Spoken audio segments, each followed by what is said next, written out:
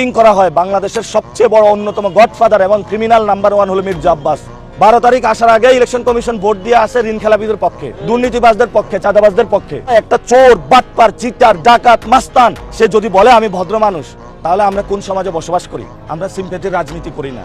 আমরা সিম্প্যাথির রাজনীতি করলে রাস্তাঘাটে এরকম শুয়ে থাকতাম।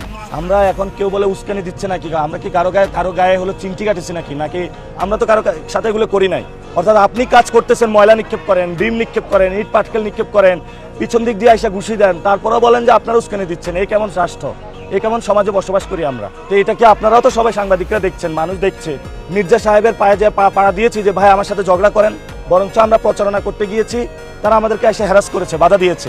আমরা এখানে বিএনপির বিরুদ্ধে না, মির্জা আব্বাসের বিরুদ্ধে না, স্পষ্ট কথা। আমরা এখানে যুব দল, ছাত্র দল কারো বিরুদ্ধে না, আমরা সিস্টেমের বিরুদ্ধে।